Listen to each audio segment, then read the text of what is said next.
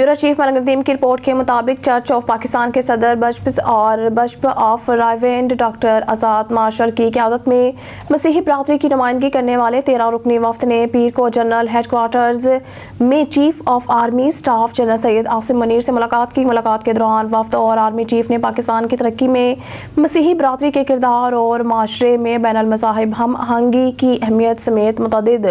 موضوعات پر تبادلہ خیال کیا۔ اسلام آباد سے بیورو چیف ملک ندیم کی رپورٹ کے مطابق پاکستان مسلم لیگ نواز قائد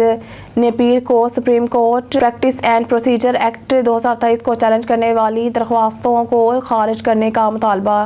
کیا۔ سپریم کورٹ میں جمع کرائے گئے ایک مختصر بیان میں مسلم لیگ کاف کے وکیل زاہد ایف ابراہیم نے کہا ہے کہ مذکورہ ایکٹ کے سیکشن 3 آئین کے آرٹیکل 184 کے تحت اصل دائرہ اختیار کو استعمال کرنے کے لیے ایک انبلٹ سیفٹی والوں میکانزم فراہم کرتا ہے۔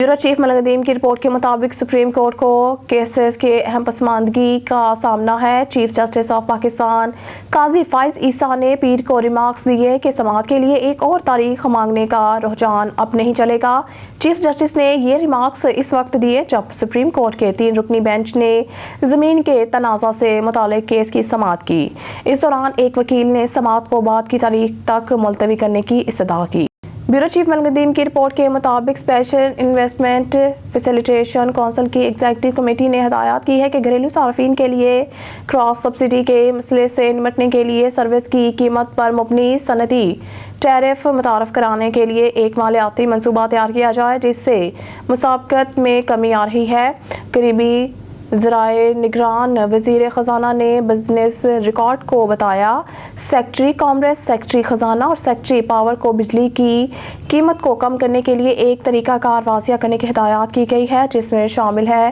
فی یونٹ کی لاگت سے وہیلنگ کا نفاذ اور پاور سیکٹر کے کیپیسٹی چارجز اور قرض کی تنظیم نو پر ایک کمیٹی کی تشکیل۔ سیکٹری پیٹرولیم اور سیکٹری کامرس کو یہ ذمہ داری سونپی گئی ہے کہ وہ نفاذ کے لیے ایگزیکٹو کمیٹی کو ایک ٹائم لائن فراہم کرے تاکہ گیس کے مختلف نرخوں کو تبدیل کیا جا سکے جس سے مارکیٹ میں بگاڑ پیدا ہوتا ہے۔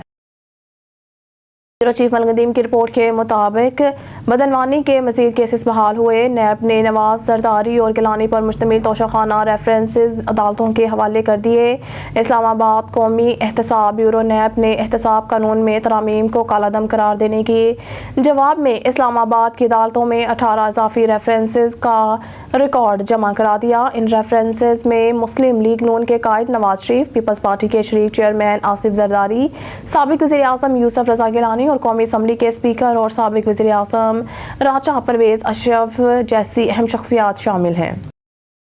بیورو چیف ملک ندیم کی رپورٹ کے مطابق سندھ کے نگران وزیر خزانہ محصولات اور منصوبہ بندی اور ترقی محمد یونس